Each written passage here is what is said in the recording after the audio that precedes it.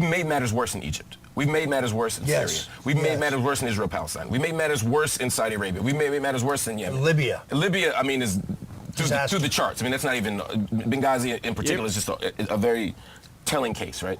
So for us to set all those places into worse conditions than they were before we intervened, or yeah, but immigration is not the solution to that. I didn't if say your immigration. brother is an asshole, you can't keep taking his victims into your house until your house fills up. There's just not enough room.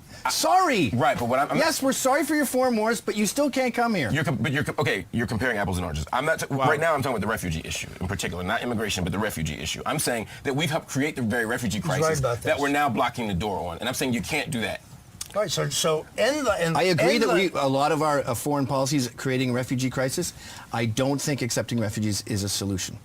No, but for those people dying, what do we do to them? Just let them die? Yes. I don't think we should let them die.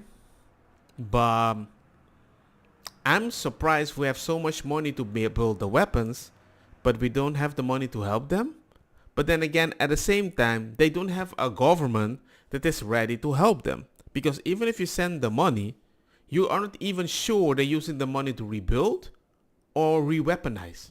And the fact, even if they re-weaponize, it might be a good thing to fight the enemy. Then Al-Qaeda was made in the beginning to fight the enemy only for them to turn on America.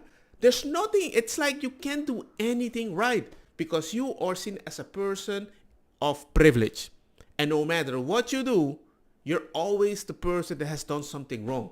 But because you can go home. Well, I mean, I appreciate your honesty, and I'm saying I find that to be a morally untenable position. Yeah, America had a problem with foreign intervention, and they kicked the shit out of the British and sent them packing. You got to fight back, folks. Fix your own country. You got to. Are you kidding again, right? No, I'm saying stay there, fix it. So you're telling people immigration is the worst solution to that problem. We have a brain drain. We take everyone smart out of India. We take all these smart people out of the country. We take refugees from war-torn. We take soldiers out of war-torn countries. We just drain the rest of the country and leave the countries way worse off. I solve everything like a family. If I'm treating my wife bad and my father is funding me, is my father responsible for what's happening to my wife? And if I stop doing stuff to my wife, but she was still in a bad state, is my father still responsible for my wife? And should my father be now responsible for the kids of my wife and be careful how my wife with traumatized kids is treated under the house of my father? And now my wife is telling my father how he needs to treat my kids.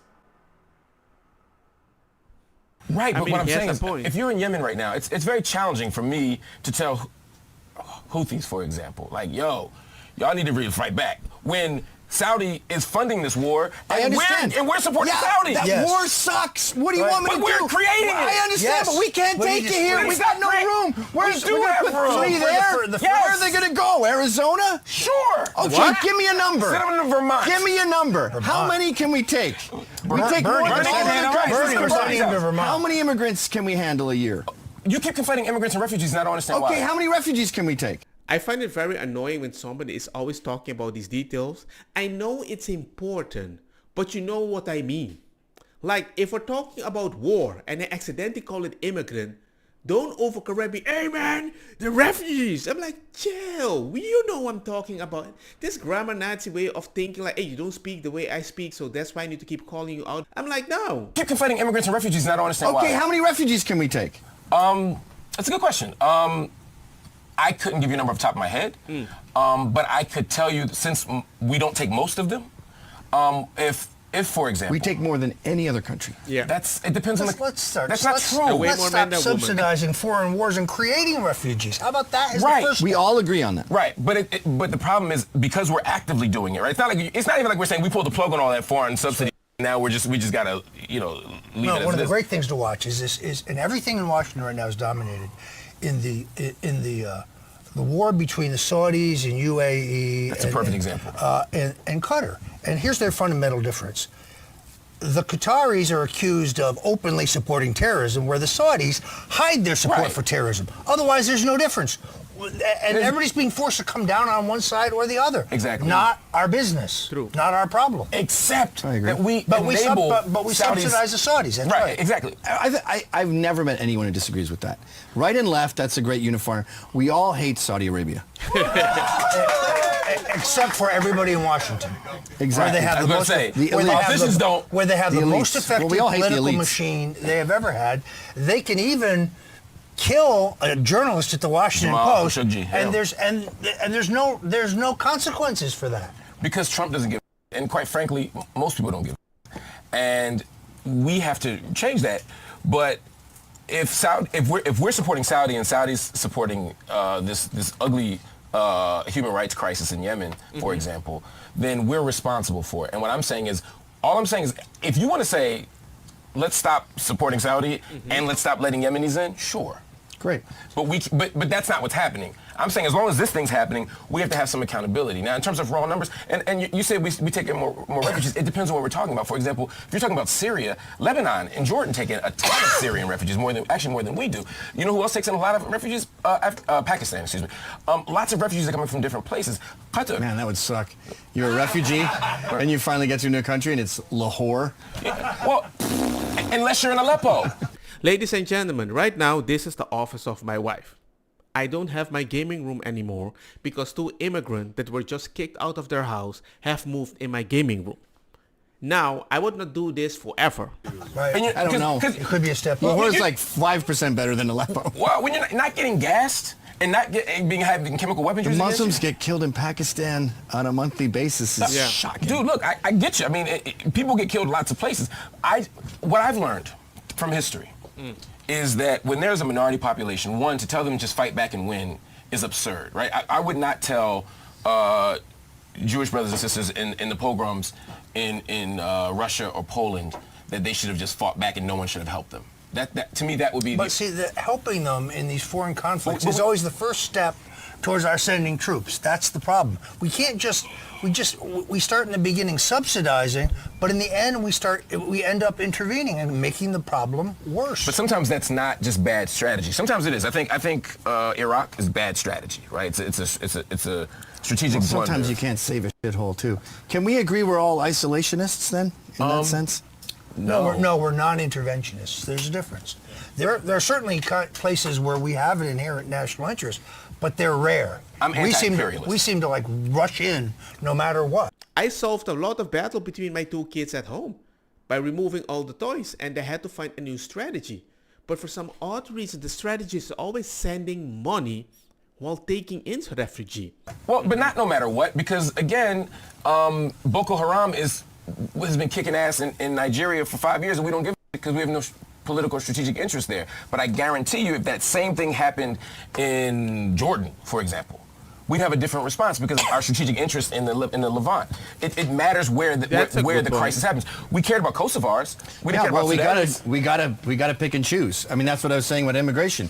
You have to pick and choose, unfortunately. Right, but I'm saying let's pick and choose based on humanitarian and humanistic Okay, values. so white South Africans, I get what you're saying. I just find it interesting that I'm a rrr because I detect pattern, and I hope it's not gonna happen.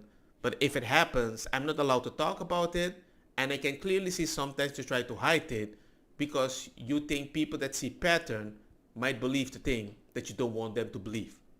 You're saying we should go humanitarian. White South African farmers are getting slaughtered. If we're going to take refugees, we should take white South Africans because they're getting murdered and boiled alive.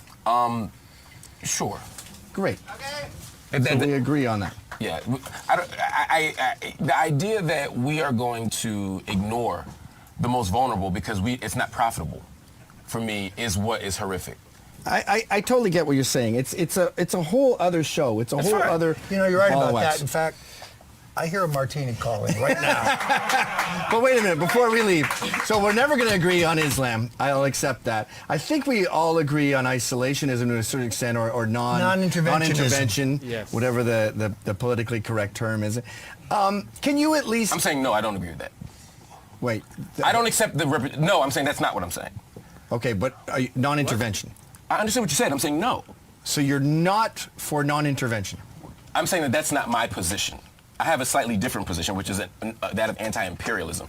The difference is there are moments where I do believe in intervention where you would not. Oh, okay. Okay, that's valid. We land in the same place a lot, but for different reasons, and that's why. Well, that's the difference between being a non-interventionist and being an isolationist. So I think we're actually agreeing. In other words, there are certain instances where you would get involved. We disagree because I'm an imperialism is isolationist. not one of them. Right. I want to build a wall around this whole place. But you're a non-interventionist. Am I allowed in the wall? But yes, you're in the wall. What if I told you I was Muslim? Would I still be allowed in? Just check it. Yeah, you clearly seem to have assimilated. I have to be honest, the guy on the right, I don't remember his name right now, but the guy of color, on his own TV show, he was very obnoxious.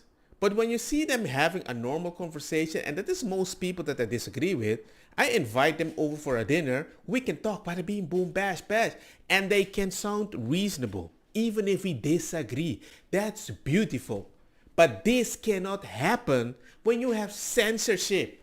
But you want a wall, but you're also a non-interventionist. Yes, I want to stop the foreign war so we don't have a need to take in refugees, and I'd like to see us take care of our own citizens first.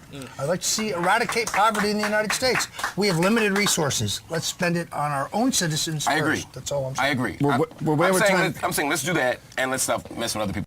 Can I just crowbar in one last thing about Roger Stone? Okay. Would you agree that the way he was arrested was bizarre and egregious, with 29 armed He looks pretty imposing. Marines, helicopters? CNN was there for, I don't know how CNN heard about it. I don't know. I know you don't want to talk about CNN. No, it's not that. I just don't know the answer. Boats in case he James Bonds his way through all 29. There was less people to arrest and kill Osama bin Laden. Yeah.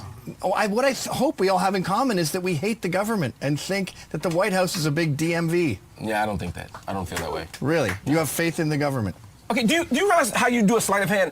A minute ago, you asked me if I hate the government, and I said no, so then you said, well, then you must have faith in it. I could not have faith in it and still not hate it. The White House is just a big DMV. Okay, if you just want to get that joke off, sure. I do. Well, what I was trying to establish from everyone here is a distrust of authority. Because it's clearly persecuted Roger Stone. It's created this culture of censorship in this country where people can't have conversations like this. And I think it's a dangerous road to go down. Yeah, for me, it's not for me, it's a skepticism of all forms of power. Great. Okay. I like Yes, that. that's I what agree I'm with that. trying to get to. Thank you. I have a fundamental, as a conservative, as a libertarian, I have a profound distrust of government, particularly big government. Big, I see oppressive, why. expensive government. Yeah, you should. Yeah. They're trying to throw you in jail. No comment. All right, guys, thanks for coming on the show. Hope there's no hard feelings. Thank you. I think this was a very great conversation. You have people with different opinions coming together and they all agree, hey man, we're kind of skeptical of big government. I don't hate it. I'm just skeptical.